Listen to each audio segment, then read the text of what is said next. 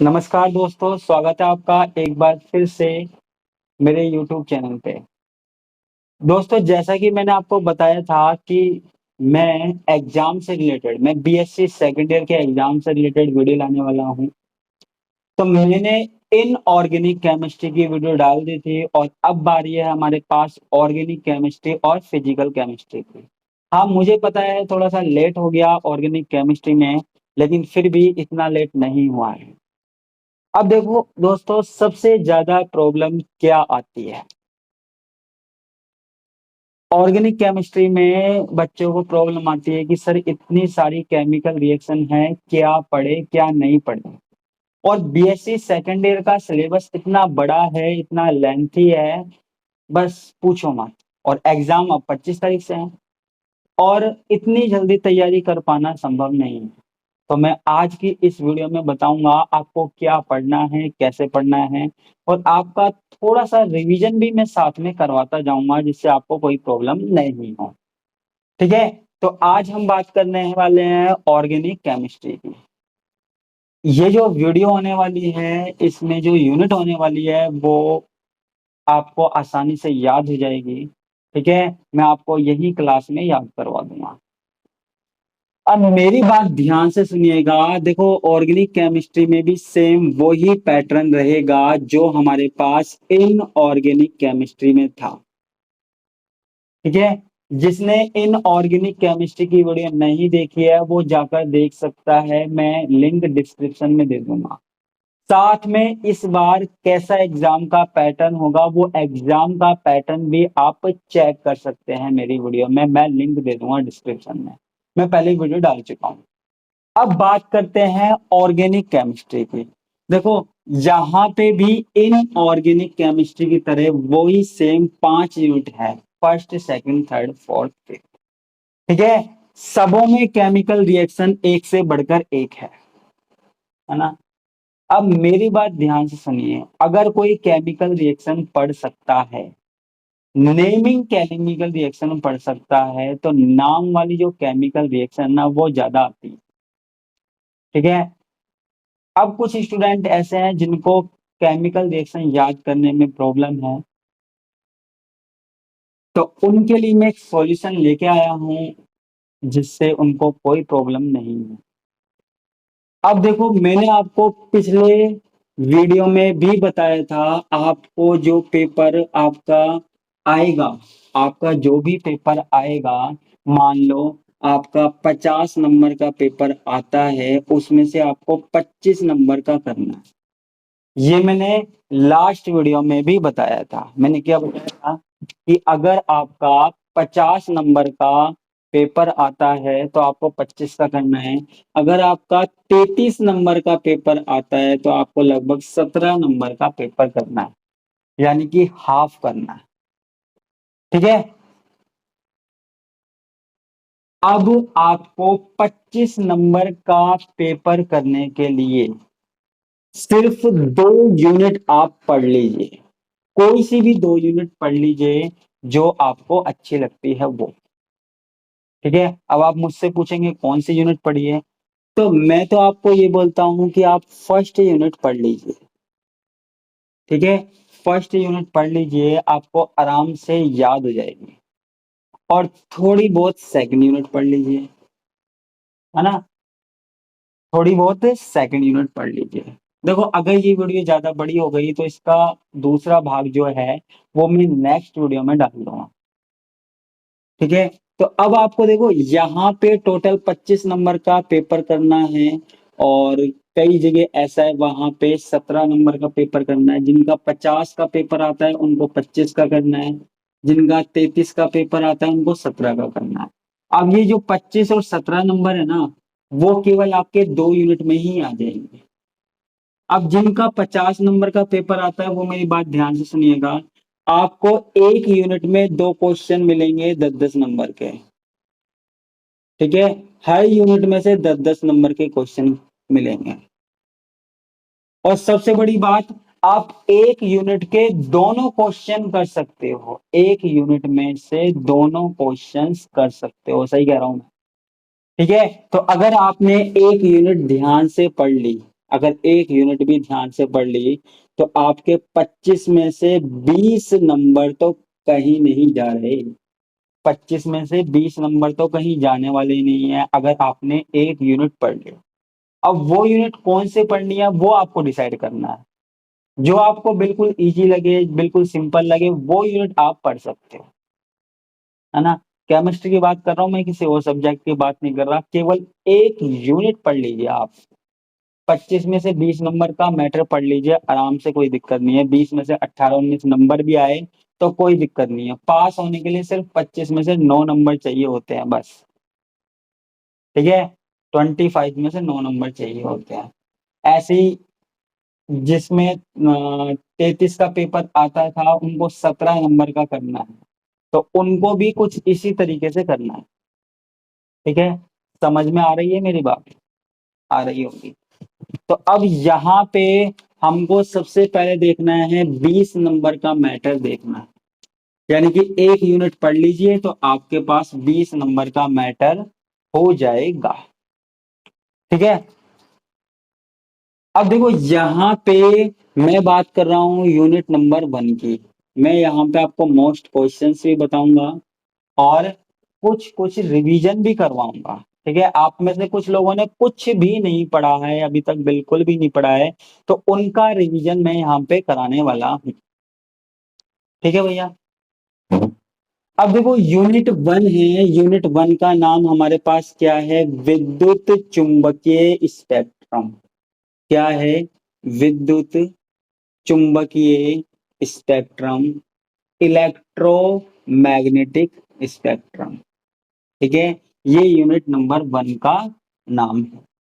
ठीक है, तो यहाँ पे आपको क्या क्या पढ़ना है वो यहाँ देख लीजिए। यहाँ पे जो मोस्ट क्वेश्चंस हैं वो हैं, एक तो बियर लैम्बर्ट का नियम। ठीक है, कौन सा नियम? बियर लैम्बर्ट का नियम। ये आपके पास मोस्ट क्वेश्चन है। ठीक है, उसके बाद है इलेक्ट्रॉनिक संक्रमण के प्रकार। संक्रमण के प्रकार। अच्छा, इंग्लिश मीडियम वालों के लिए भी मैं बता देता हूं। विद्युत चुंबकीय स्पेक्ट्रम, इसको क्या बोलते हैं हम? Electromagnetic spectrum. Magnetic spectrum. ठीक है, बियर लैम्बर्ट का नियम, Beer Lambert law, Lambert's law, Beer Lambert's law.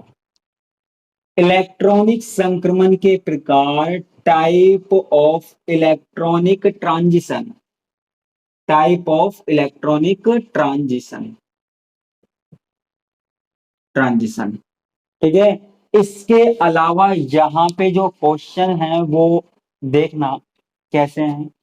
इसके अलावा यहाँ पे एक क्वेश्चन आपके पास आ सकता है कि संक्षिप्त टिप्पणी लिखिए, संक्षिप्त टिप्पणी लिखिए, या शॉर्ट नोट, या शॉर्ट नोट की बात यहाँ पे कर सकता है। ठीक है, तो जो शॉर्ट नोट पूछा जाएगा आपके पास, 6 टॉपिक मैं बता रहा हूँ शॉर्ट नोट पे, उनमें से ऐसा होता है कि 3 टॉपिक या 4 टॉपिक जरूर जरूर आ जाते हैं। तो यहाँ पे नाम देखना शॉर्ट नोट के लिए। यहाँ पे है एक तो bathochromic shift, bathochromic shift, bathochromic shift. एक यहाँ पे हमारे पास है हाइप्सोक्रोमिक शिफ्ट, हाइप्सोक्रोमिक शिफ्ट, है ना। तो हिंदी वाले भी थोड़ा इंग्लिश के नाम पे ध्यान दीजिएगा। एक है हमारे पास hyperchromic shift, hyperchromic shift, और एक है हाइपोक्रोमिक शिफ्ट, हाइपोक्रोमिक शिफ्ट। ठीक है, और 2 पॉइंट और है इसमें, है एक वर्णवर्धक, वर्धक, जिसको हम बोलते हैं क्रोमोफोर। क्या बोलते हैं भैया? क्रोमोफोर। और एक है हमारे पास,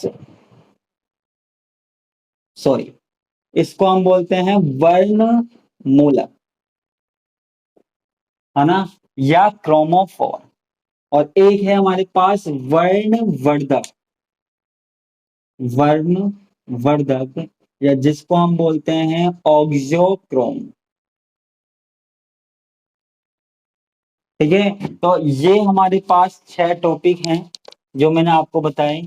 वर्ण मूलक, है ना, वर्णवर्धक, इसके अलावा बैथोक्रोमिक शिफ्ट। ठीक है, बैथोक्रोमिक शिफ्ट है,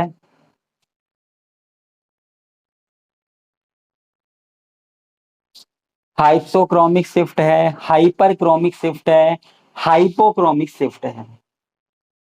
ठीक है, तो मैं आपसे ये कहता हूं कि ये जो 6 टॉपिक मैंने बताए हैं, इन टॉपिक में से आपको मिलने वाला है, आपको 2 या 3 टॉपिक आराम से मिलने वाले हैं, है ना। इसके अलावा, इसके अलावा है हमारे पास समयुग्मन का प्रभाव, समयुग्मन का प्रभाव, समयुग्मन का प्रभाव, effect of conjugation, effect of conjugation, conjugation, है ना। और यहाँ एक और है, वुडवर्ड फीजर का नियम, वुडवर्ड फीजर का नियम, फीजर का नियम, वुडवर्ड फीजर्स लॉ, वुडवर्ड फीजर्स लॉ। यहाँ पे क्या है, छोटे छोटे न्यूमेरिकल से आते हैं, मतलब स्ट्रक्चर आती है, वहां पर हमको लैम्बडा मैक्सिमम की वैल्यू निकालनी होती है। किसकी वैल्यू निकालनी होती है? लैम्बडा मैक्सिमम की वैल्यू निकालनी होती है। तो आप में से जो भी स्टूडेंट है वो इसका चाहे तो स्क्रीनशॉट ले सकते हैं, मतलब इनसे रिलेटेड आपको क्वेश्चन मिल जाएगा। ये आपके पास है यूनिट फर्स्ट।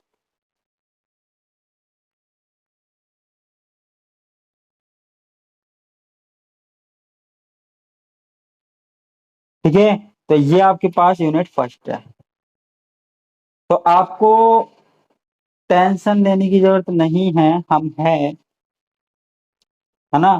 केमिस्ट्री में कोई टेंशन लेने वाली बात है ही नहीं। ठीक है, आपका पूरा पेपर धुआं धुआं कर देंगे, पूरा पेपर धुआं धुआं कर देंगे, कहीं दिक्कत होने वाली नहीं है। तो ये आपके पास फर्स्ट यूनिट है। मैं आपके पास बोलना चाहता हूं कि आपको एक क्वेश्चन, एक पूरा क्वेश्चन इन टॉपिक में से मिलेगा, एक क्वेश्चन पूरा इन टॉपिक में से मिलेगा। ठीक है, ये वाला।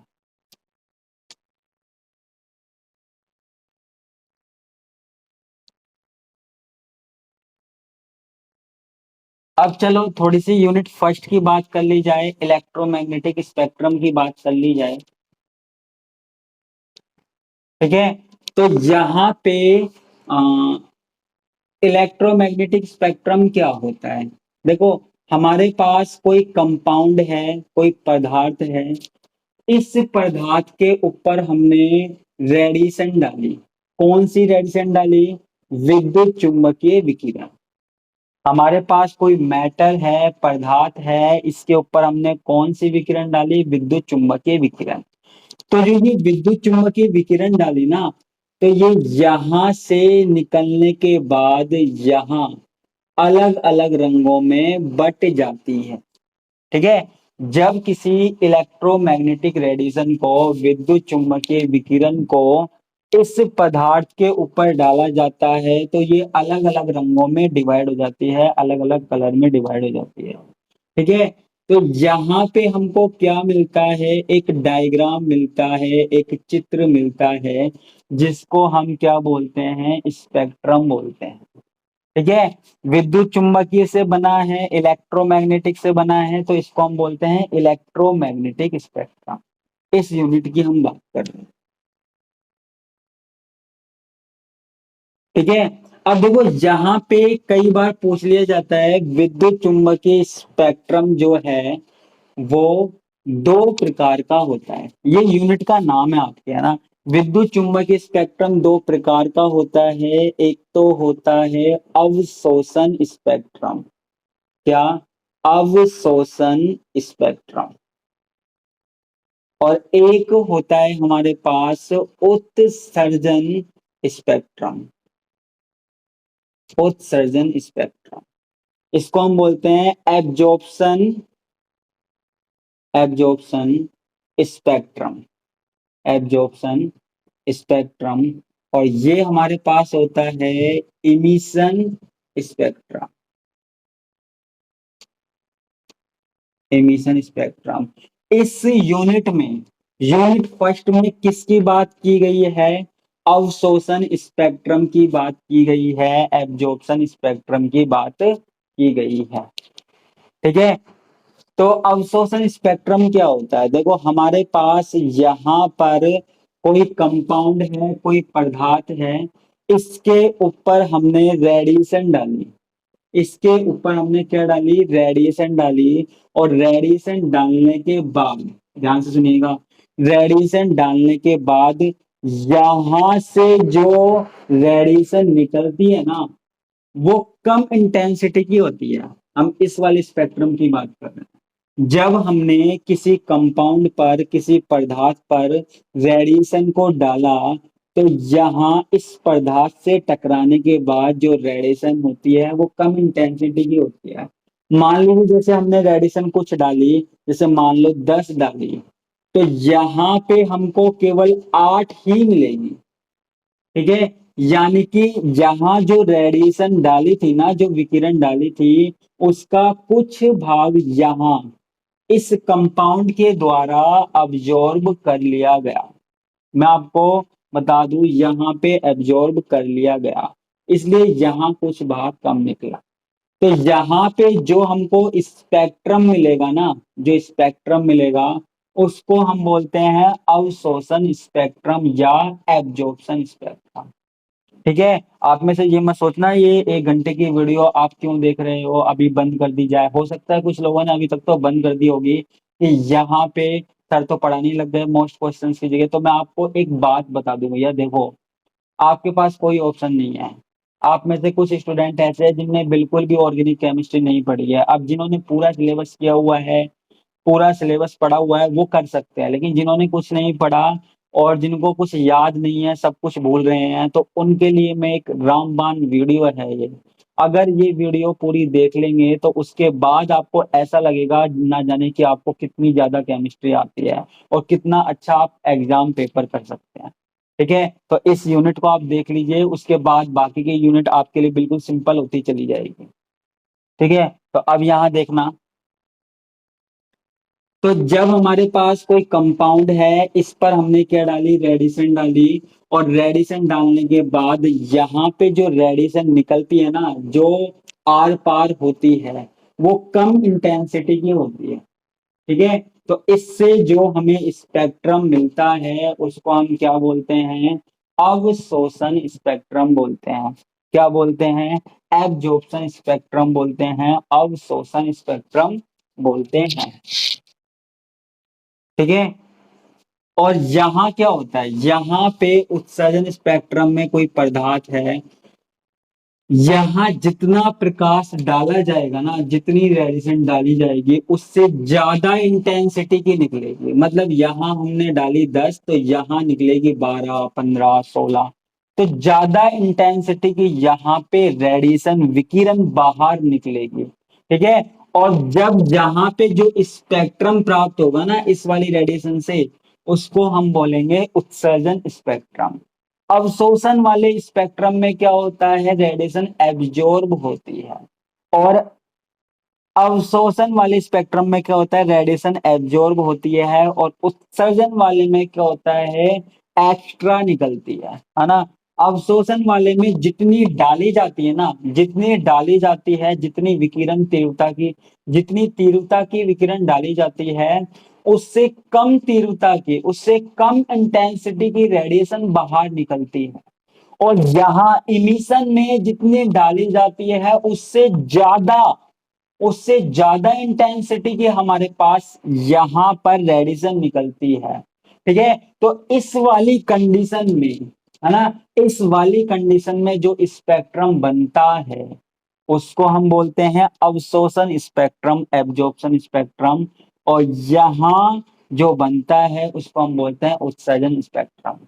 ठीक है, बस इतनी सी बात याद रखनी है कि यहाँ पे लाइट एब्जॉर्ब हो जाती है और यहाँ पे जो एक्स्ट्रा एनर्जी है वो किसके द्वारा दी जाती है, वो कंपाउंड के द्वारा दी जाती है। ठीक है, ये मैंने थोड़ा बेसिक सा बता दिया आपको,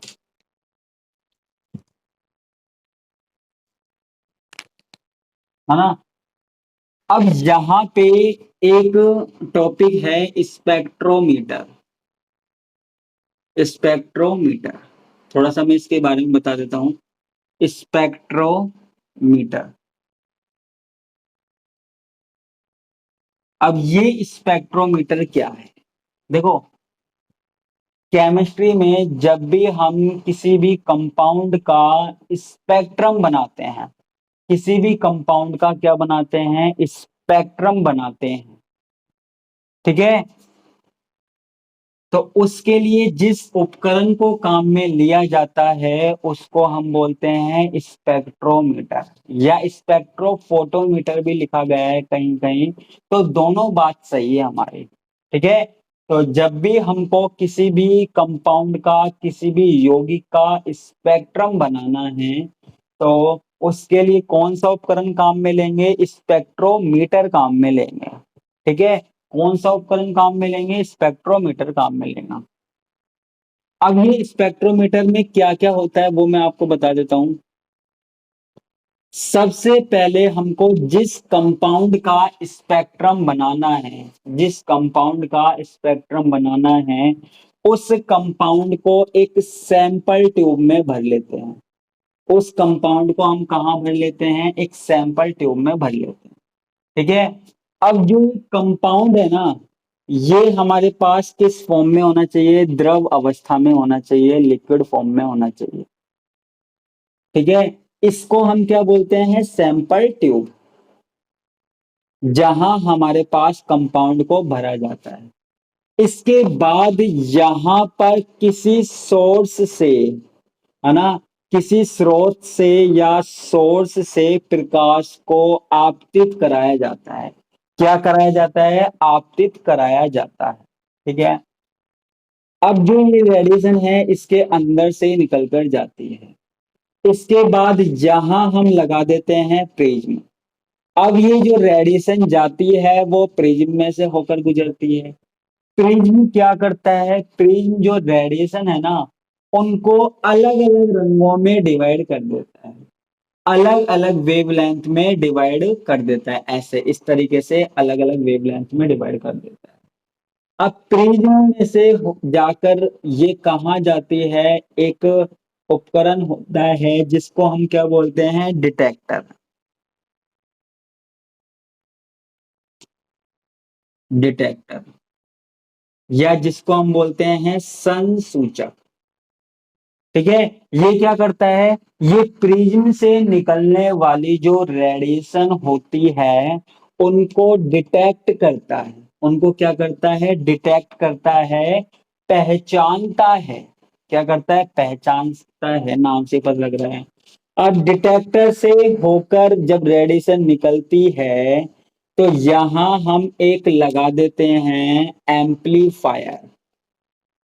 क्या लगा देते हैं, एम्पलीफायर लगा देते हैं, जिसको हम क्या बोल देते हैं, प्रवर्धक बोल देते हैं। क्या बोल देते हैं, प्रवर्धक बोल देते हैं, एम्पलीफायर बोल देते हैं। ठीक है, ये एम्पलीफायर क्या काम करता है, एम्पलीफायर मान लो सिग्नल कमजोर है, सिग्नल वीक है, तो उसको स्ट्रॉन्ग करने के काम में आता है। जैसे मान लो हमारे हमको म्यूजिक चलाना है और वहां पे सिग्नल कमजोर है, तो म्यूजिक बढ़ाने के लिए हम क्या करते हैं, उसमें एम्पलीफायर लगा देते हैं। तो एम्पलीफायर क्या करता है, यहाँ पे बढ़ाने का काम करता है। जो हमारे पास सिग्नल आ रहे हैं ना, यहाँ से सिग्नल आ रहे हैं, उनको बढ़ाता है, उनको इंक्रीज करता है, उनको बढ़ाता है। ठीक है, और यहां से निकलने के बाद ये सिग्नल कहाँ जाते हैं, एक मशीन में जाते हैं, जहां हमको इस तरीके से डायग्राम मिलता है, जैसे हॉस्पिटल में देखा होगा ना ऐसे। इसको हम बोलते हैं क्या, रिकॉर्डर बोलते हैं। क्या बोलते हैं, रिकॉर्डर बोलते हैं, है ना, जिसमें रिकॉर्ड किया जाता है। तो अब देखना यहाँ पे क्या हुआ, सबसे पहले किसी सोर्स से हमने प्रकाश की किरण को किस पर आपतित करवाया, किसी पदार्थ पर, मैटर पे आपतित करवाया। पदार्थ से निकलने के बाद ये कहाँ गई, ये गई प्रिज्म में। प्रिज्म क्या करता है, इन जो वेवलेंथ की तरंगे हैं इनको अलग अलग वेवलेंथ में बांट देता है। जो ये विकिरण है ना, इनको अलग अलग वेवलेंथ में बांट देता है। अब ये वेवलेंथ कहाँ जाती है, डिटेक्टर में जाती है। डिटेक्टर क्या करता है, इनको पहचानता है, इनका आइडेंटिफिकेशन करता है। इसमें से निकलने के बाद ये कहाँ जाती है, एम्पलीफायर में जाती है। एम्पलीफायर क्या करता है, बढ़ा देता है, प्रवर्धित कर देता है, एम्पलीफाई कर देता है। और एम्पलीफायर में से निकलने के बाद ये एक मशीन में जाती है, रिकॉर्डर में जाती है, जहां हमें ऐसा डायग्राम मिलता है। और इस डायग्राम को हम किसी पेज पर भी निकाल सकते हैं।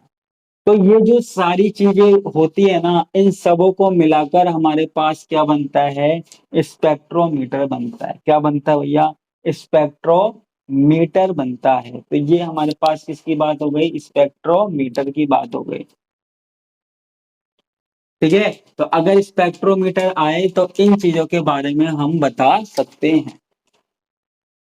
ठीक है, तो ये हमारे पास किसकी बात हो गई, स्पेक्ट्रोमीटर की बात हो गई। अब यहाँ पे एक नियम आता है, देखो कई बार एग्जाम में पूछ लिया जाता है, अवशोषण नियम क्या है। अवशोषण नियम या एब्जॉर्प्शन रूल,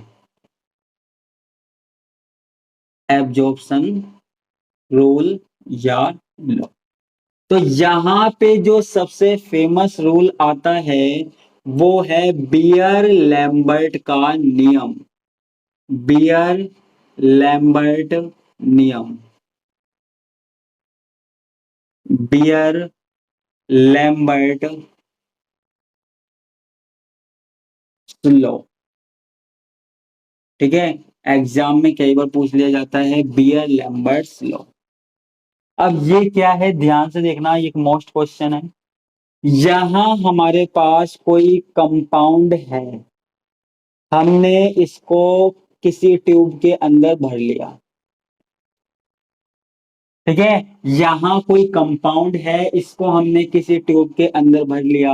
अब मैंने यहाँ पे एक किरण को, एक विकिरण को इस पर आपतित करवाया, रेडिएशन को आपतित करवाया। ठीक है, और रेडिएशन यहां से बाहर निकल जाती है।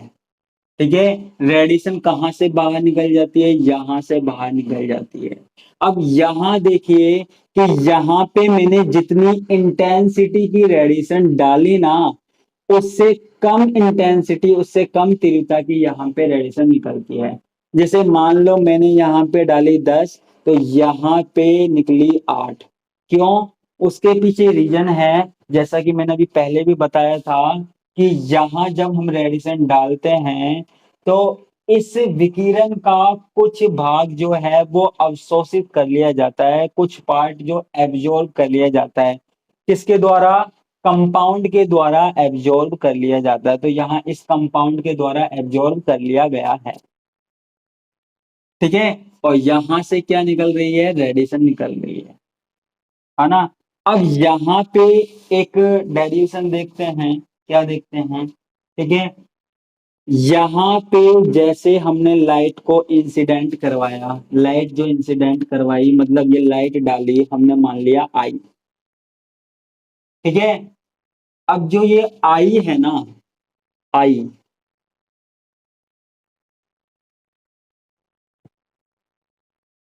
ये किसके प्रोपोर्शनल होती है, -di/dt। ठीक है, जब मैंने इस पर कोई रेडिएशन डाली, पदार्थ पर जो रेडिएशन डाली, तो इस और यहां से जो रेडिएशन निकली, है ना, जितनी यहां डाली और जितनी यहां से निकली, तो इस वाली रेडिएशन में क्या आ गई, थोड़ी सी कमी आ गई, थोड़ी सी क्या है, सूक्ष्म कमी आ गई। ठीक है, तो उसको मैंने लिख दिया डी आई से। किससे लिख दिया, डी आई से। और एक चीज और देखो, यहाँ पे जो ये पदार्थ है ना, पदार्थ, अगर इसकी मोटाई बढ़ाते जाओगे, इसकी मोटाई क्या करोगे, बढ़ाते जाओगे, पदार्थ को और मोटा कर दोगे, तो यहाँ पे क्या होगा, ज्यादा एब्जॉर्बेंस। ठीक है, सीधी सी बात है, अगर यहाँ पे इस पदार्थ को आप मोटा कर दो, इसमें ज्यादा कंपाउंड ले लो, तो ये पदार्थ को क्या करेगा, ज्यादा एब्जॉर्ब करेगा। क्या करेगा भैया, ज्यादा एब्जॉर्ब करेगा। ठीक है, तो ये रेडिएशन को ज्यादा एब्जॉर्ब करेगा, है ना। तो यानी कि ये जो dx है वो हमारे पास क्या है, x क्या है, पदार्थ की मोटाई है। क्या है, पदार्थ की मोटाई है। dx क्या है, पदार्थ की मोटाई है ना। और आई क्या है, आई जो हमारे पास इंसिडेंट लाइट है, जो हमने लाइट डाली ना, तो वो है आई क्या है, आपतित विकिरणों की तीव्रता है। ठीक है, अब यहाँ पे इन दोनों को लिख दिया। अब यहाँ पे एक फैक्टर और काम में आता है, वो है सी। ठीक है, तो यहाँ पे ये जो आपतित किरण है ना, इसकी तीव्रता में जो कमी आती है, वो एक चीज के ऊपर डिपेंड और करती है, वो है सांद्रता। ठीक है, तो यहाँ पे सांद्रता का भी फर्क पड़ेगा, यहाँ पे कंसंट्रेशन का भी फर्क पड़ेगा, कंसंट्रेशन ज्यादा है या कम है, तो उसका भी फर्क पड़ेगा। तो यहाँ पे मैं इसको लिख सकता हूँ minus d I upon d x is proportional to I और सी। ठीक है, तो आई यहाँ पे हम लिख सकते हैं आपतित विकिरणों की तीव्रता, विकिरणों की तीव्रता, इंटेंसिटी ऑफ इंसिडेंट लाइट। ठीक है, अब यहां पर हम क्या करते हैं, इसको सोल्व करते हैं, minus d I upon d x, है ना, इज इक्वल टू, यहाँ पे ये प्रोपोर्शनल का साइन हटाएंगे, तो इसको हम लिख देते हैं के आई सी। ठीक है, के आई सी लिख देते हैं। ठीक है, इसके बाद हम यहाँ पे क्या करते हैं, इसके बाद देखो, हम यहाँ पे हम यहाँ पे एक काम करते हैं, जो डी आई है, आई आई वाली वैल्यू को हम एक साथ ले आते हैं, तो मैं यहाँ पे लिख सकता हूँ minus d I upon I लिख सकता हूँ। ठीक है, और यहाँ पे क्या हो जाएगा, K C D X. D X क्या है, पदार्थ की मोटाई है। अब यहाँ पे सी क्या है, सी मैंने आपको बता दिया, यहाँ पे कंसंट्रेशन है। ठीक है, सी क्या है हमारे पास, कंसंट्रेशन है, सांद्रता है। एक बार फिर से सुन लीजिए, हमने यहाँ पर प्रकाश डाला किसी पदार्थ पर, यहाँ से जो प्रकाश निकलता है, यहाँ से जो विकिरण निकलती है, वो कम तीव्रता की निकलती है। क्यों निकलती है, वो इस पदार्थ की मोटाई के कारण कम तीव्रता की निकलती है। ठीक है, और ये जो कंसंट्रेशन है, जो सांद्रता है पदार्थ की, उस पर भी डिपेंड करती है। तो एक ये मैथमेटिकल फॉर्मूला हो गया, minus d I upon d x is proportional to I c. ठीक है, minus d I upon d x, यहाँ प्रोपोर्शनल का साइन हटाया, इक्वल का लग गया, तो यहाँ क्या लग गया, के स्थिरांक लग गया। ठीक है, आई क्या है हमारे पास, आई है लाइट, आपतित विकिरणों की तीव्रता, जो इंसिडेंट लाइट है वो। और के क्या है, के है हमारे पास molar absorption, molar absorption constant, constant, या इसको हिंदी में बोलते हैं मोलर अवशोषण, मोलर अवशोषण स्थिरांक। क्या, मोलर अवशोषण स्थिरांक, ये है। ठीक है, तो जहां इसको आगे सोल्व कर सकते हैं, ये हमारे पास समीकरण नंबर 1 हो गई। इसका हम क्या करेंगे, इंटीग्रेशन करेंगे, बाय इंटीग्रेशन, बाय इंटीग्रेशन। अब इसका इंटीग्रेशन करेंगे तो यहाँ पे मेरी बात ध्यान से सुनिएगा, ये डी आई अपॉन आई और ये के सी डी एक्स। अब मेरी बात ध्यान से सुनिएगा, देखो यहाँ डी आई अपॉन आई के आगे माइनस लग रहा है, अगर इस माइनस को मैं यहाँ लगा दूं तो कोई प्रॉब्लम है क्या? कोई भी प्रॉब्लम नहीं है।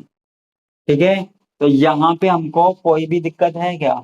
कोई दिक्कत नहीं है। ठीक है, तो यहाँ पे कोई दिक्कत नहीं है तो इसको हम ऐसा ही छोड़ देते हैं। ठीक है, तो यहाँ पे हमने इसको ऐसा ही छोड़ दिया। अब यहाँ पे हम एक काम करते हैं, यहाँ पे हम लिमिट लगा देते हैं। देखो, जब हमारे पास x जीरो है ना, जब हमारे पास x जीरो है, यानी कि पदार्थ की कुछ भी मोटाई नहीं है, तो I बराबर क्या होगा? I बराबर होगा I नॉट। ठीक है, और जब हमारे पास यहाँ पर x बराबर क्या है? कुछ है, पदार्थ कुछ मोटा कर दिया, तो यहाँ पर I बराबर क्या होगा? आई टी होगा। बायो वालों को थोड़ा सा कम समझ में आ रही होगी, लेकिन कोई दिक्कत नहीं है। तो यहाँ हम लिमिट लगा देते हैं, आपको पता है जब समाकलन करते हैं तो यहाँ लिमिट लगा सकते हैं, आई टी और x is equal to zero और x is equal to X, ऐसे। ठीक है, अब यहाँ पे इसका समाकलन कर देते हैं, इंटीग्रेशन कर देते हैं। ठीक है, तो यहाँ पे पहले इधर का इंटीग्रेशन करते हैं, तो इज इक्वल टू के का पहले माइनस है, फिर उसके बाद के है, के का कोई समाकलन नहीं होता क्योंकि कांस्टेंट है। सी का भी कोई समाकलन नहीं होता, और डी एक्स है, इसका क्या होता है? एक्स होता है। क्या होता है भैया? एक्स होता है। अब यहाँ पे डी आई अपॉन आई है, इसका इंटीग्रेशन करेंगे तो इसका इंटीग्रेशन क्या होता है? L N I T upon I naught. क्या होगा? L N I T upon I naught. ये हमारे पास क्या होगा? इसका इंटीग्रेशन होगा। ठीक है, अब ये जो एल एन है ना, इसको हम क्या लिख सकते हैं? 2.303 log I T upon I naught is equal to minus K C x. ठीक है, ऐसे लिख सकते हैं, है ना। अब यहाँ पे हम क्या करते हैं? ये 2.303 को हम वहां ले जाते हैं, तो यहाँ पे क्या हो जाएगा? k अपॉन 2.303 और ये c और ये x। ठीक है, यहाँ जो k और 2.303 है ना, वो हमारे पास क्या है? कांस्टेंट है। इसको हम किससे लिख सकते हैं? एफ साइलेंट से लिख सकते हैं। किससे लिख सकते हैं भैया? एफ साइलेंट से लिख सकते हैं। ठीक है, तो ये हम क्या लिख सकते हैं? log I T upon I naught is equal to minus epsilon C X, ये हम लिख सकते हैं। ठीक है, तो ये हमारे पास क्या हुआ? बियर लैम्बर्ट लॉ हुआ, बियर लैम्बर्ट का नियम। ये हम यहाँ पे लिख सकते हैं, बियर लैम्बर्ट नियम। ठीक है, तो यहाँ पे ये छोटी सी डेरिवेशन है। ठीक है, तो इसको स्क्रीनशॉट ले सकते हो, इसको याद कर सकते हो। बस क्या है? Minus d I upon d x is proportional to I c. ठीक है, उसके बाद minus d I upon d x, proportional का साइन हटाया, इक्वल का साइन आया। ठीक है, और यहाँ लगा दिया कांस्टेंट के आई सी। ठीक है, उसके बाद minus d I upon I के, मतलब आई वाली वैल्यू को एक जगह लेके गए, है ना, और बाकी वैल्यू को एक जगह लेके गए, तो के सी और डी एक्स को इधर लेके गए। ठीक है, अब इसका इंटीग्रेशन किया।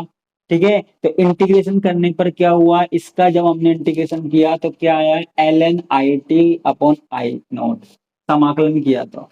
और इसका जब हमने इंटीग्रेशन किया तो इसका आया माइनस के सी का सी, और डी एक्स का क्या हुआ? एक्स हुआ। ln का मान कितना होता है 2.303 log होता है, IT upon I naught is equal to minus KCx। ठीक है, उसके बाद 2.303 को हम कहाँ लेके गए, यहां लेके गए, और उसके बाद Cx। ये जो K अपॉन 2.303 है इसको हम किससे लिख सकते हैं, एफ साइलेंस से लिख सकते हैं। तो ये हो गया F silence Cx। F silence को हम क्या बोल सकते हैं, एफ साइलेंस को हम बोल सकते हैं मोलर अवशोषकता। क्या बोल सकते हैं, मोलर, मोलर अवशोषकता, अवशोषकता। ठीक है, या इसको हम बोल सकते हैं molar absorptivity, absorptivity, molar absorptivity, ये हम बोल सकते हैं मोलर अवशोषकता बोल सकते हैं, मोलर एब्जॉर्प्टिविटी बोल सकते हैं। ठीक है, तो ये हमारे पास क्या हुआ, बियर लैम्बर्ट्स लॉ हो गया, बियर लैम्बर्ट का नियम हो गया। तो ये आप आराम से उतार लेना। ठीक है, वीडियो को पॉज करके उतार सकते हो।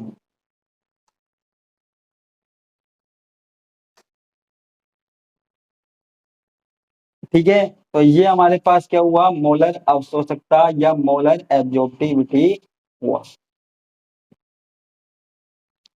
ठीक है, इसके बाद एक टॉपिक है प्रतिस्थापियों का प्रभाव, प्रतिस्थापियों का प्रभाव,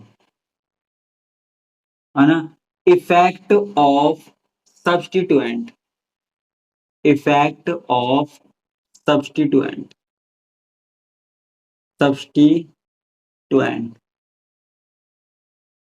ठीक है, अब यहां पे देखो 4 पॉइंट है जो आपके एग्जाम में आते हैं, हिंदी और इंग्लिश दोनों में लिख देता हूं।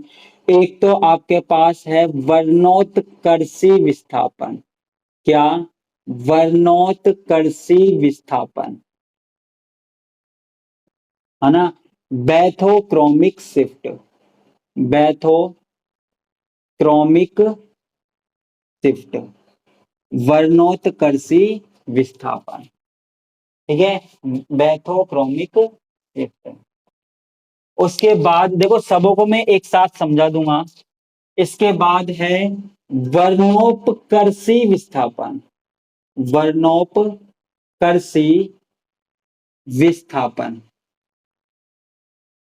है ना, यानी कि हाइप्सोक्रोमिक शिफ्ट, हाइप्सोक्रोमिक शिफ्ट,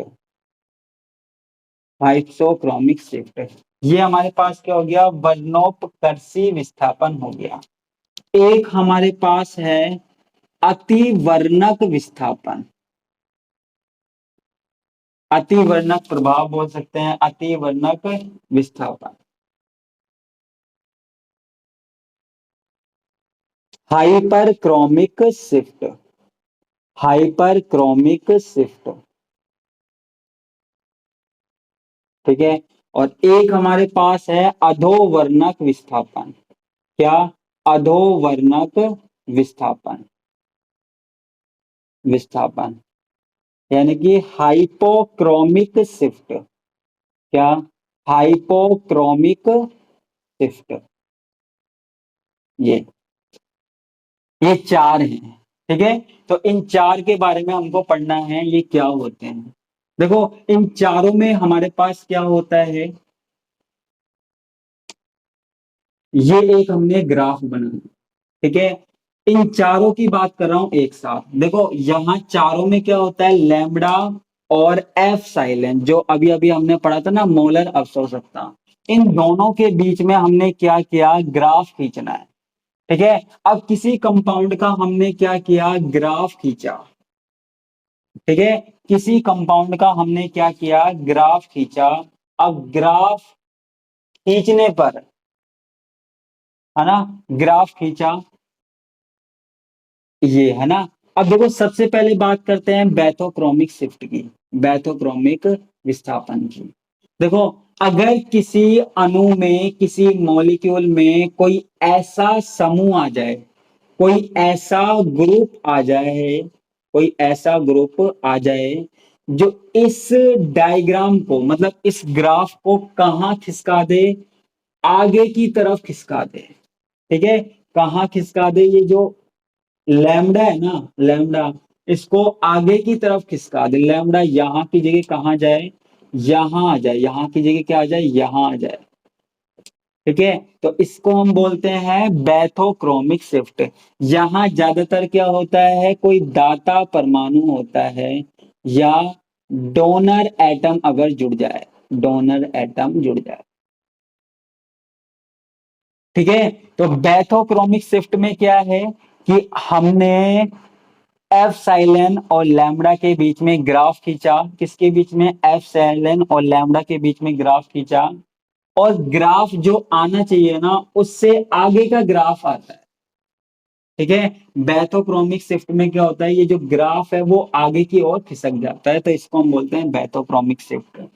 वर्णोत्कर्षी विस्थापन या हाइप्सोक्रोमिक शिफ्ट में क्या होता है, इसमें कोई ऐसा समूह होता है, ऐसा कोई ग्रुप होता है जो इस ग्राफ को कहाँ खिसका दे, पीछे की तरफ खिसका दे, है ना। तो ऐसा विस्थापन क्या कहलाता है, हाइप्सोक्रोमिक शिफ्ट कहलाता है, अगर पीछे की तरफ खिसका दे। ठीक है, अतिवर्णक प्रभाव क्या कहता है, अगर कोई ऐसा ग्रुप जुड़ जाए, कोई ऐसा समूह जुड़ जाए जो इस ग्राफ को ऊपर की तरफ, ऐसे ऊपर की तरफ खिसका दे, तो इसको हम क्या बोलते हैं, हाइपरक्रोमिक शिफ्ट, अतिवर्णक प्रभाव। और अगर ये ग्राफ नीचे की तरफ आ जाए, ऐसे नीचे की तरफ आ जाए, तो इसको हम बोलते हैं अधोवर्णक विस्थापन या हाइपोक्रोमिक शिफ्ट। ठीक है, तो ये चार मोस्ट हैं, इसमें सिर्फ मैंने इतना बताया है कि अगर कोई ऐसा ग्रुप जुड़ जाए, अगर कोई किसी कंपाउंड में ऐसा समूह या ग्रुप जुड़ जाए जो यौगिक के ग्राफ को, एफ साइलेन और लैम्बडा के बीच में जो ग्राफ है उसको कहाँ खिसका दे, सीधे हाथ की तरफ खिसका दे, दाएं हाथ की तरफ खिसका दे, तो ऐसा शिफ्ट हमारे पास क्या होता है, बैथोक्रोमिक शिफ्ट होता है। क्या होता है, बैथोक्रोमिक शिफ्ट होता है, वर्णोत्कर्षी विस्थापन होता है।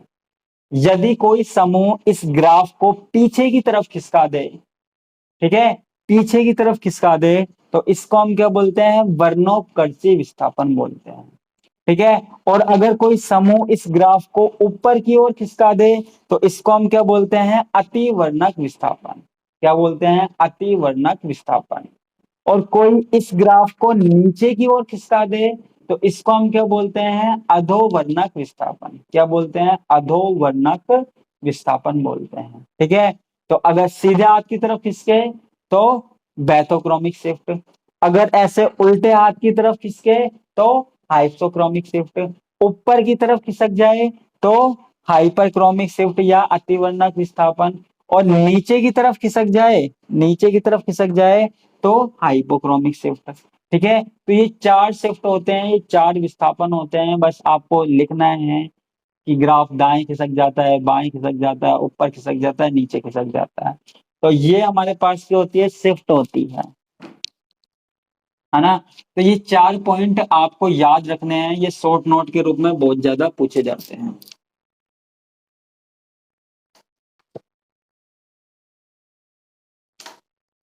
ठीक है, अब दो छोटे छोटे पॉइंट और हैं, जैसे हमारे पास है वर्णवर्धक।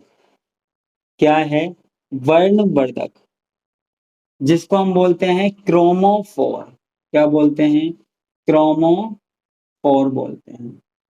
ठीक है, सॉरी, वर्णमूलक, बार बार ये नाम आया था, वर्णमूलक, क्रोमोफोर। ठीक है, क्रोमोफोर क्या होता है, क्रोमोफोर एक असंतृप्त समूह होता है। क्या होता है, एक अनसैचुरेटेड ग्रुप होता है। ठीक है, क्रोमोफोर क्या है, एक प्रकार का अनसैचुरेटेड ग्रुप होता है जो किसी कंपाउंड को कलर प्रदान करता है ना। किसी कंपाउंड का, किसी यौगिक का जो रंग शो होता है वो किसके कारण होता है, वो होता है क्रोमोफोर के कारण होता है। क्रोमोफोर वर्णमूलक के कारण होता है। वर्णमूलक क्या है, यह रंग प्रदर्शित करता है। क्या करता है, रंग प्रदर्शित करता है, रंग प्रदर्शित करता है। ठीक है। वर्णमूलक का काम क्या करना है, रंग को प्रदर्शित करना, रंग को शो करना। ये ज्यादातर किसके कारण होता है, असंतृप्त समूह के कारण होता है, अनसैचुरेटेड ग्रुप के कारण होता है। एक हमारे पास है ऑक्सोक्रोम या वर्णवर्धक, वर्णवर्धक या इसको हम बोलते हैं ऑक्सोक्रोम। अब ये ऑक्सोक्रोम क्या होता है, ऑक्सोक्रोम कोई अबंधी इलेक्ट्रॉन युग्म वाला होता है, ऐसा कोई समूह होता है, ऐसा कोई ग्रुप होता है जो खुद कलर शो नहीं करता, जो स्वयं किसी रंग को नहीं दिखाता, रंग को प्रदर्शित नहीं करता, लेकिन अगर किसी के साथ जुड़ जाए, ठीक है, यदि ये किसी के साथ जुड़ जाए तो उसके रंग को बढ़ा देता है। यदि ये किसी के साथ जुड़ जाए तो क्या कर देता है, रंग को बढ़ा देता है, जुड़ जाए तो रंग को क्या कर देता है, इंक्रीज कर देता है, बढ़ा देता है। ठीक है, क्या करता है, रंग को बढ़ा देता है, कलर को इंक्रीज कर देता है। कौन कर देता है, वर्णवर्धक ऑक्सोक्रोम कर देता है। तो इन दोनों में डिफरेंस देखना, वर्णमूलक क्या करता है, जो रंग प्रदर्शित करता है, जो रंगों को प्रदर्शित करता है, और वर्णवर्धक क्या करता है, वर्णवर्धक जो रंगों को बढ़ाता है, क्या करता है, रंगों को बढ़ाता है। फॉर एग्जाम्पल जैसे हम देख सकते हैं, जैसे हमारे पास ये है नाइट्रोबेंजीन, क्या है, नाइट्रोबेंजीन, ये होता है हल्के पीले रंग का, क्या होता है, हल्के पीले रंग का। अब यदि इसमें OH समूह जोड़ दिया जाए, ठीक है, OH समूह जोड़ दिया जाए तो यहाँ पे इसका रंग जो है वो हो जाता है गहरा पीला, डार्क येलो। ठीक है, ये हमारे पास होता है हल्का पीला, और ये हमारे पास हो जाता है गहरा पीला। ठीक है, तो ये किसके कारण हुआ, इस OH समूह के कारण हुआ। ठीक है, इसको हम क्या बोल रहे हैं, ऑक्सोक्रोम बोल रहे हैं, वर्णवर्धक बोल रहे हैं। एक तो हो गया वर्णमूलक और एक हो गया हमारे पास वर्णवर्धक। ये वीडियो उन लोगों के लिए भी है जिनने आज तक कुछ नहीं पढ़ा, तो धीरे धीरे करके करके कम से कम 1 यूनिट तो करके आएंगे। ठीक है, तो ये हमारे पास क्या हो गया, वर्णमूलक और वर्णवर्धक। ठीक है, अब इससे आगे की बात करते हैं। और कौन सा टॉपिक था, एक टॉपिक हमारे पास है इलेक्ट्रॉनिक संक्रमण के प्रकार। क्या, इलेक्ट्रॉनिक संक्रमण के प्रकार, इलेक्ट्रॉनिक संक्रमण के प्रकार।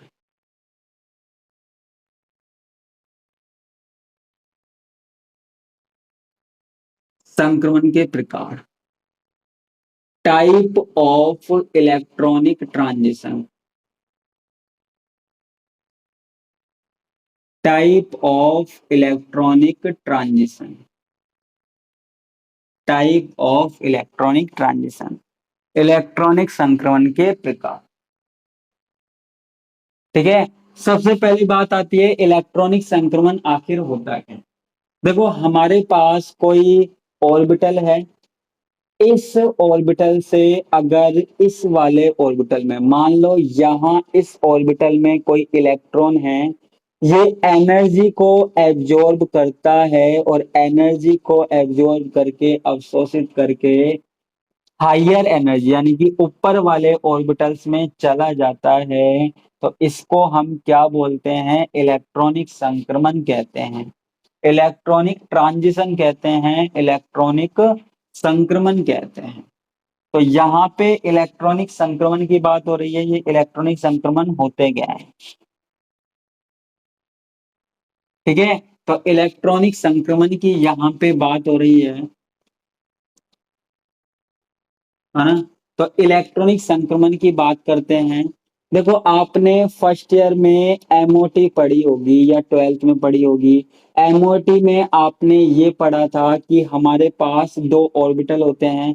जैसे मान लो ये हाइड्रोजन है, ये हाइड्रोजन है, दो ऑर्बिटल है, इनको आपस में मिक्स कर दो, है ना। मिक्स करने के बाद आपने ये देखा होगा, ऐसा डायग्राम बनाया होगा। ये दो ऑर्बिटल है, एक ऐसा है एक ऐसा है, इनको आपस में मिला दो तो एक जो ऑर्बिटल बनता है वो तो कम ऊर्जा वाला बनता है, लोअर एनर्जी वाला बनता है। और एक जो ऑर्बिटल बनता है वो क्या बनता है, हायर एनर्जी वाला बनता है, उच्च ऊर्जा वाला बनता है। ये हमारे पास कम ऊर्जा वाला बनता है, ये उच्च ऊर्जा वाला बनता है। ऐसे देखा होगा।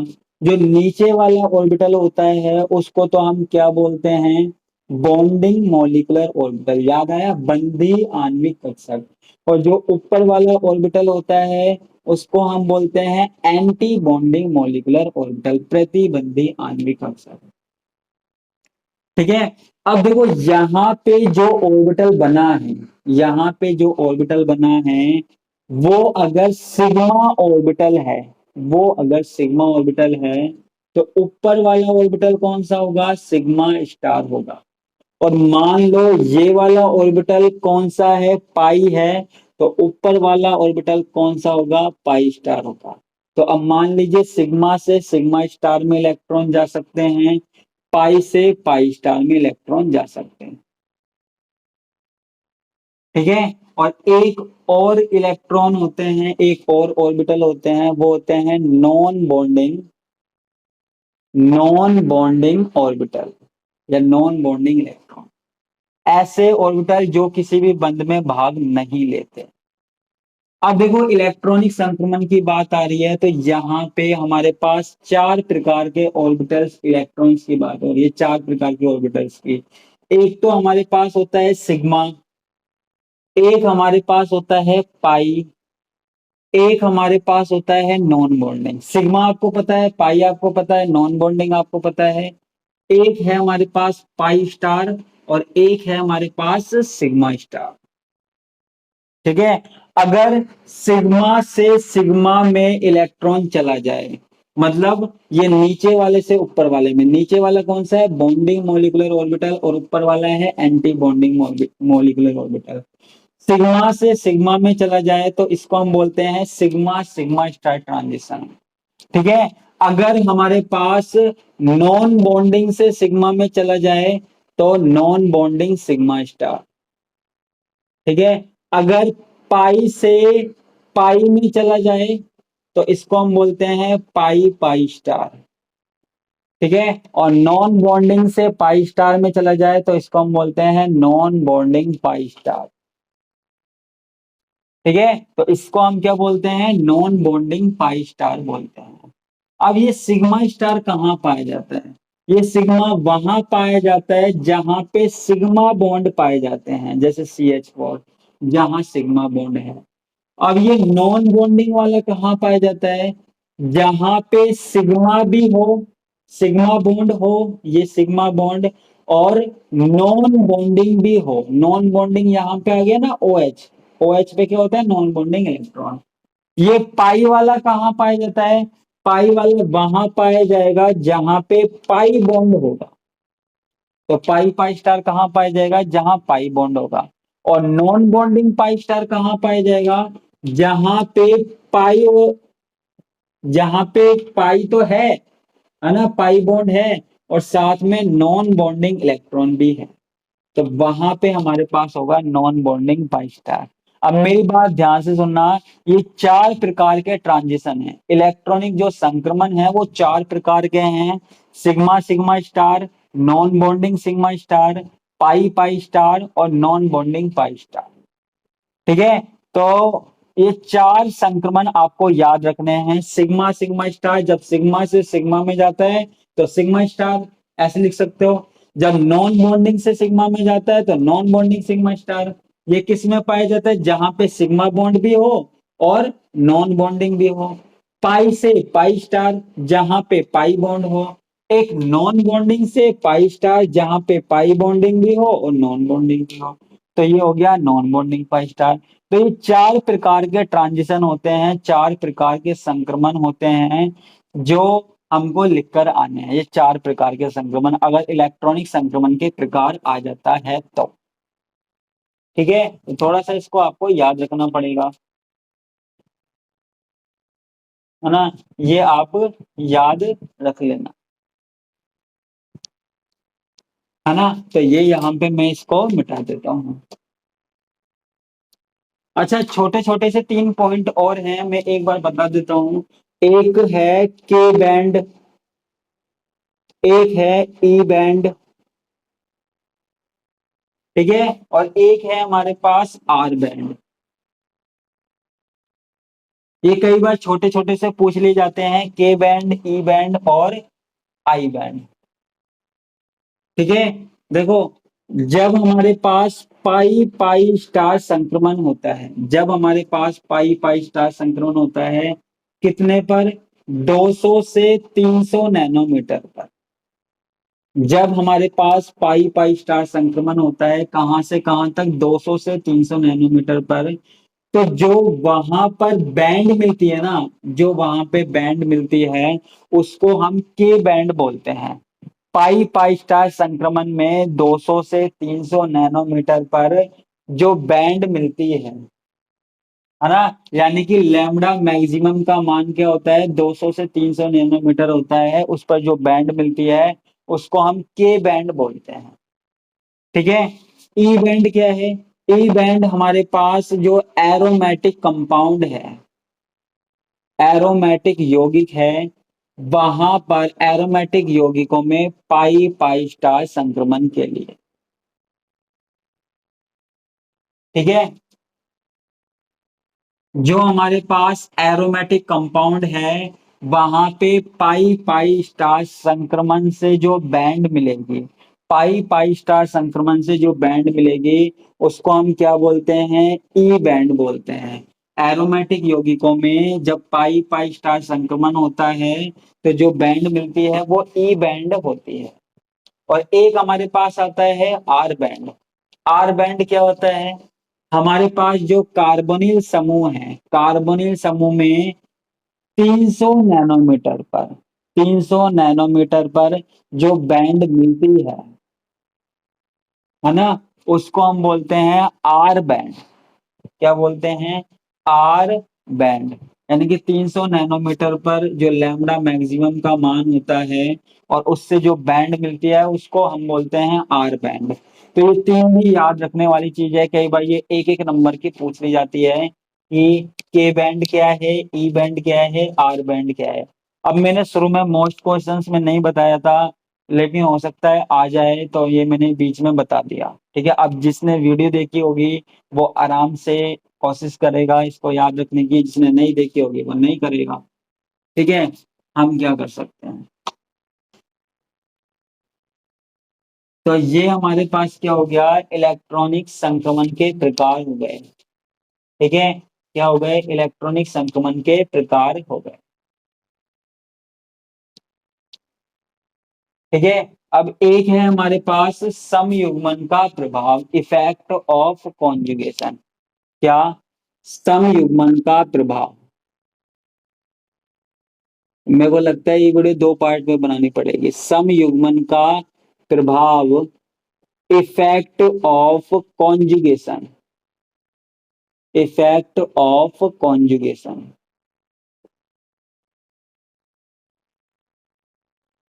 Effect of conjugation. ठीक है, देखो हमारे पास है CH2 डबल बॉन्ड CH2। यहां पर एक पाई बॉन्ड है। ठीक है, यहां पर क्या है? एक पाई बॉन्ड है। तो यहां पर 2 ऑर्बिटल बनेंगे, एक पाई बॉन्ड से 2 ऑर्बिटल बनेंगे। एक तो पाई और एक क्या बनेगा? पाई स्टार बनेगा। ठीक है, तो यहां से यहां पे इलेक्ट्रॉनों का संक्रमण हो सकता है। ठीक है, समयुग्मन का मतलब समझते हैं ना? समयुग्मन कॉन्जुगेशन का मतलब क्या होता है? एक डबल बॉन्ड, एक सिंगल बॉन्ड, फिर डबल बॉन्ड, फिर सिंगल बॉन्ड, फिर डबल बॉन्ड, इस तरीके से। तो इसको हम कॉन्जुगेशन बोलते हैं। अब देखो, अगर हमने क्या किया? CH2 double bond CH, CH double bond CH2, यानी कि हमने कॉन्जुगेशन बढ़ा दिया, एक डबल बॉन्ड हमने जोड़ दिया। तो हमारे पास देखो यहाँ पे पहले एक पाई बॉन्ड था, तो यहाँ पे हमारे पास दो ऑर्बिटल थे, पाई और पाई स्टार। अब यहाँ पर हमारे पास दो पाई बॉन्ड है, एक पाई बॉन्ड ये, एक पाई बॉन्ड ये। तो हमारे पास कितने ऑर्बिटल बनेंगे? हमारे पास बनेंगे चार। पाई, इसको हम बोल सकते हैं pi one, pi two, pi three, pi four. चार ऑर्बिटल बनेंगे, जिनमें से दो तो हमारे पास नीचे वाले क्या होंगे? Bonding molecular orbital. और ये जो ऊपर वाले होंगे इनमें मैं लगा देता हूं स्टार। ये हमारे पास क्या होंगे? Anti bonding molecular orbital. ठीक है। तो अब यहाँ पे कॉन्जुगेशन बढ़ने से क्या हुआ? यहाँ पे जो बॉन्डिंग मॉलिक्यूलर ऑर्बिटल था और एंटी बॉन्डिंग मॉलिक्यूलर ऑर्बिटल था, इनके बीच में ज्यादा दूरी थी। लेकिन जब हम इस कंपाउंड में आए, तो यहाँ पे ये जो बॉन्डिंग वाला है और जो ये एंटी बॉन्डिंग वाला है, इसमें दूरी क्या हो गई? कम हो गई। इसमें दूरी क्या हो गई? कम हो गई। तो अब यहाँ पे जो एनर्जी देनी पड़ेगी ना इस संक्रमण के लिए, वो क्या देनी पड़ेगी? कम देनी पड़ेगी, है ना? ऊर्जा कम देनी पड़ेगी। और यहाँ पे जो लैम्बडा मैक्सिमम होगा वो क्या होगा? ज्यादा होगा। क्या होगा? लैम्बडा मैक्सिमम ज्यादा होगा। अब आगे एक काम और करते हैं। अब यहाँ पे और कॉन्जुगेशन बढ़ा दो, CH2 CH CH double bond CH, है ना? और यहाँ पे और बढ़ाते जाओ, अपना क्या जा रहा है। ठीक है, double bond single bond double bond single bond, फिर डबल बॉन्ड ये। ठीक है, अब यहाँ पर तीन डबल बॉन्ड है। अब तीन डबल बॉन्ड से क्या होगा? यहाँ पे छह ऑर्बिटल बनेंगे, एक दो तीन चार पांच छह। ठीक है, जो हमारे पास हो सकते हैं pi one, pi two, pi three, pi four, pi five और पाई सिक्स। तो ये स्टार, ये स्टार, ये स्टार। ठीक है, तो यहाँ पे देखो बॉन्डिंग वाला जो सबसे लास्ट में बॉन्डिंग है और एंटी बॉन्डिंग है, इनके बीच की दूरी कम हो गई थी। और यहाँ जो पाई थ्री है और पाई फोर है, यानी कि बॉन्डिंग वाला और एंटी बॉन्डिंग वाला, इनके बीच में जो दूरी है वो और भी कम हो गई। तो यहाँ पे इससे इसमें जाने के लिए, इस वाले स्तर से इस वाले स्तर में जाने के लिए ऊर्जा और भी कम देनी पड़ेगी। और जो हमारे पास लैम्बडा है, लैम्बडा मैक्सिमम है, इसकी जो वैल्यू होगी, है ना, वो और भी ज्यादा होगी। यानी कि तरंग दैर्ध्य का मान बढ़ेगा। तो अब संयुग्मन का प्रभाव क्या होगा? यदि अगर हमारे पास किसी यौगिक में संयुग्मन हो रहा है, कॉन्जुगेशन हो रहा है, तो वहां पे तरंग दैर्ध्य का मान बढ़ेगा। वेवलेंथ का मान क्या होगा? इंक्रीज होगा। और ये डिस्टेंस है वो कम होती जाएगी। और ऊर्जा का मान भी क्या होगा? कम होता जाएगा। और लैम्बडा मैक्सिमम ज्यादा होता जाएगा। तो कॉन्जुगेशन बढ़ाने से क्या बढ़ता है? लैम्बडा मैक्सिमम बढ़ता है, तरंग दैर्ध्य बढ़ता है, वेवलेंथ बढ़ता है। ठीक है, इतनी सी बात हमको यहाँ पे करनी है ना? तो यहाँ पे देखो एक डबल बॉन्ड है तो इतनी दूरी, दो डबल बॉन्ड है तो कम हो गई, तीन डबल बॉन्ड है तो और कम हो गई, चार आ जाएंगे तो और कम हो जाएगी, है ना? तो ये हमारे पास किसका इफेक्ट हुआ? समयुग्मन का प्रभाव हुआ, समयुग्मन का इफेक्ट हुआ। ठीक है, अब यहाँ पे एक रूल है, कौन सा? वुडवर्ड फीजर का नियम है। वुडवर्ड फीजर का नियम।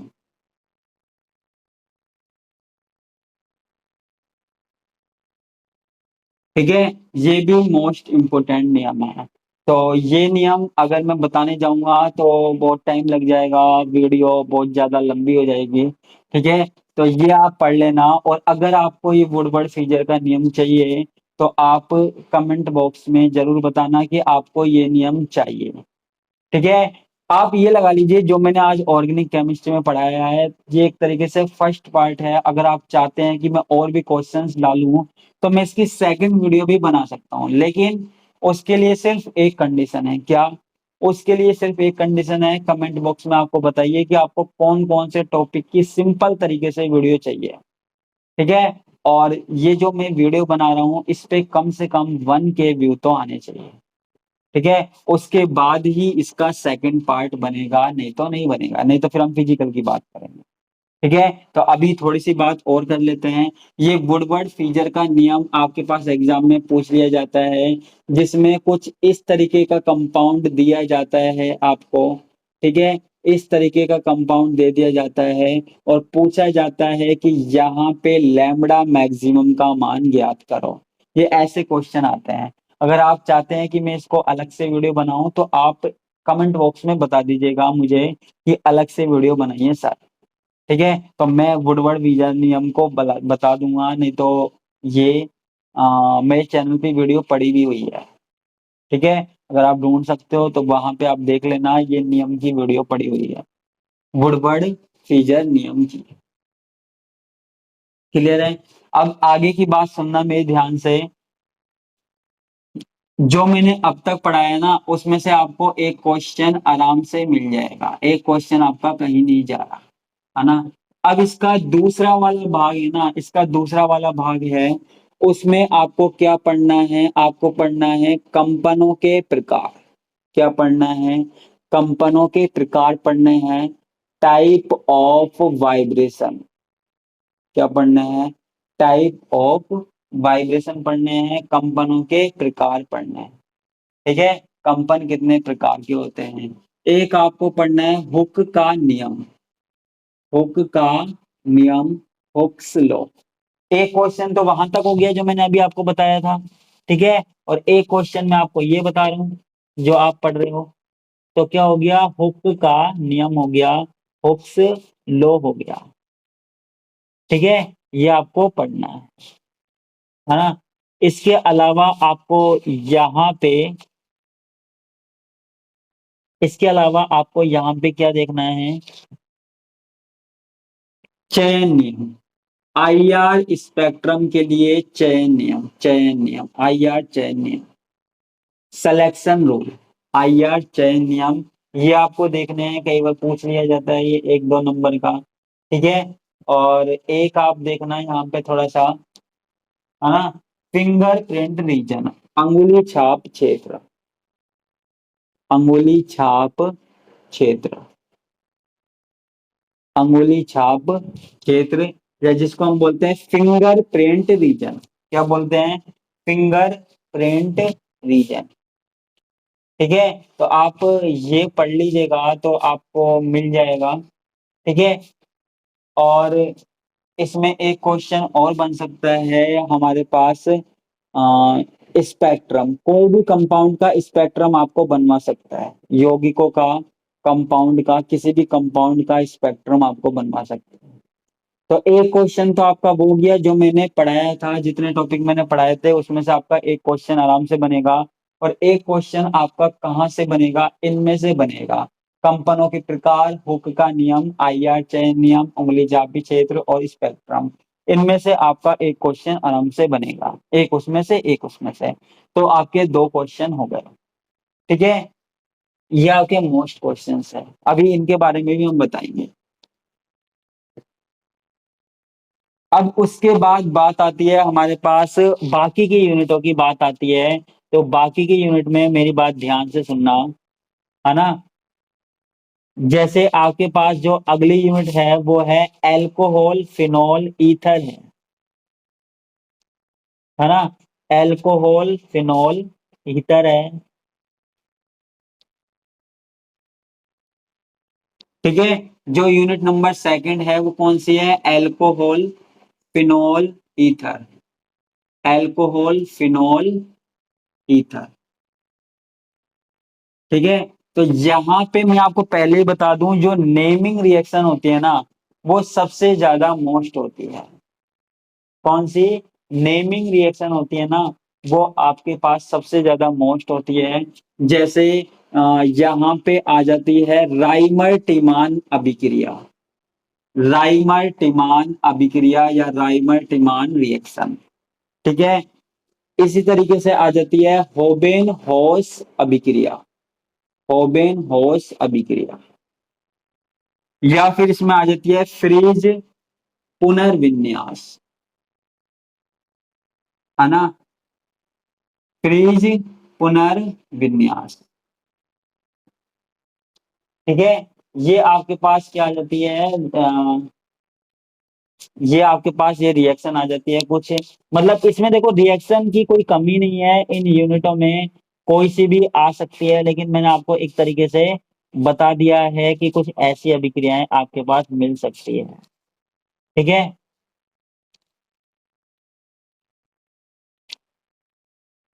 ऐसी ही आपके पास आ सकती है लैडरर मेनासे अभिक्रिया, मेनासे, है ना, गाटरमान, है ना, फ्रीडल क्राफ्ट।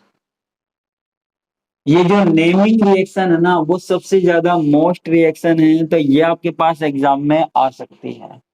ठीक है, किसमें से है, ये फिनॉल वाले भाग में से है, किसमें से है, फिनॉल वाले भाग में से है, तो ये रिएक्शन आएगी। तो आपको क्या करना है, आपको रिएक्शन लिखनी है, उसकी मैकेनिज्म लिखनी है, क्रियाविधि लिखनी है। ठीक है, साथ में ये हो सकता है। इसके अलावा अगर आप ईथर वाला भाग देखो, ठीक है, तो यहाँ पे ईथर वाले भाग में आएगा जो एपोक्साइड होता है। एक टॉपिक है यहाँ पे एपोक्साइड के अंदर वलय का खुलना, ring opening of epoxide, ring opening. ठीक है, ये हमारे पास एक टॉपिक है, रिंग ओपनिंग है, रिंग ओपनिंग है, कैसे रिंग ओपन की जा सकती है। ठीक है, वो, है ना। इसके अलावा यहाँ पे और भी बहुत सारी रिएक्शन है, जीसल विधि, जीसल मेथड। ठीक है, क्या है, जीसल विधि, जीसल मेथड। ठीक है, ये किसमें, ईथर में, अल्कोहल में मैंने ज्यादा बताया नहीं, है ना। तो ये आप यहाँ पे पढ़ सकते हो। ठीक है, तो ये रिएक्शन आपके काम में आने वाली है, ये नेमिंग रिएक्शन है, ये ऐसी रिएक्शन है जो आप पढ़ोगे आपको आराम से समझ में आ जाएगी।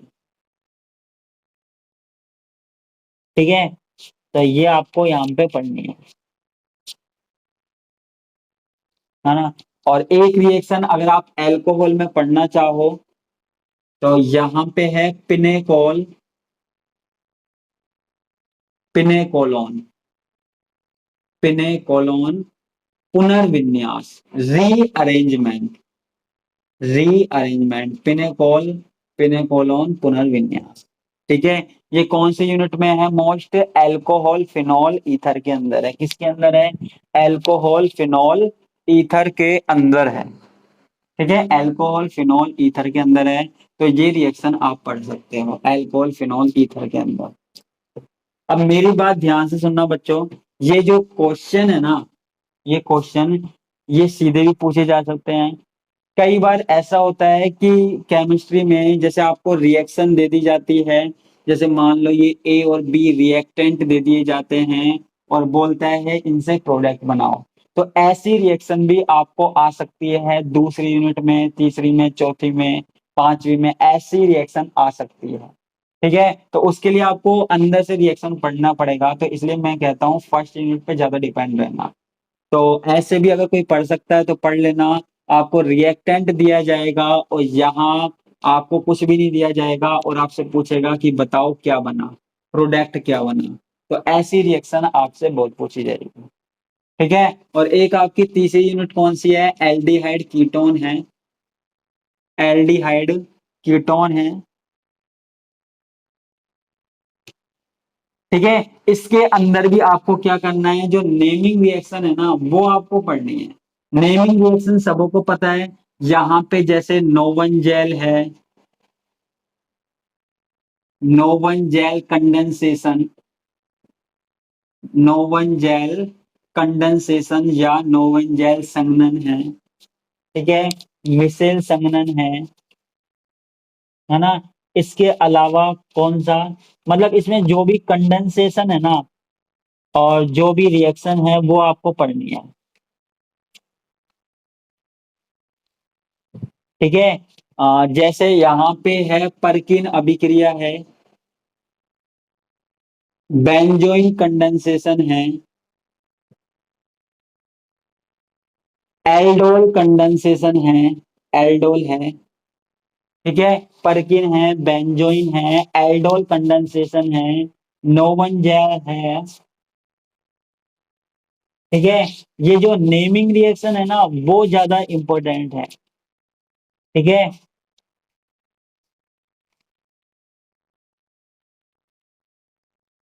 विटिंग अभिक्रिया है, विटिंग अभिक्रिया है, मैनिक अभिक्रिया है, और एक टॉपिक और है एसीटेल का उपयोग, रक्सी समूह के रूप में एसीटेल का उपयोग।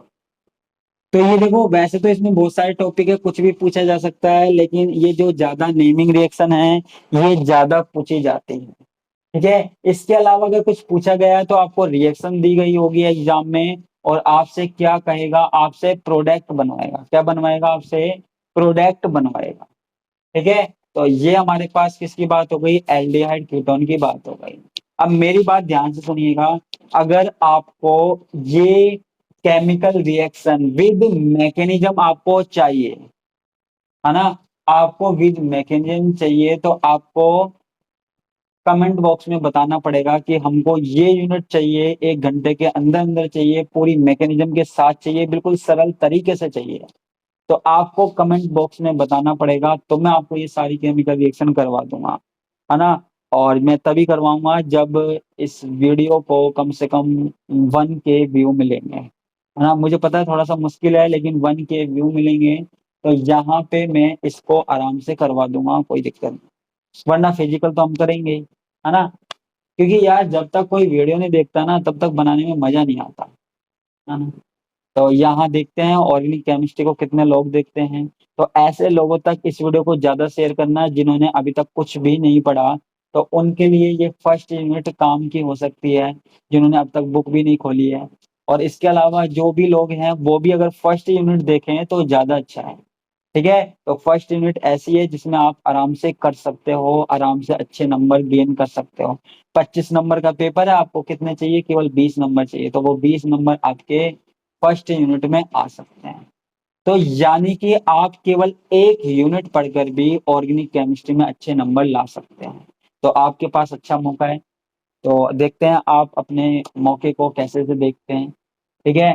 तो इस वीडियो में इतना ही हो पाएगा, तो इसी के साथ मैं आपसे विदा लेता हूँ। धन्यवाद, नमस्कार, बाय बाय।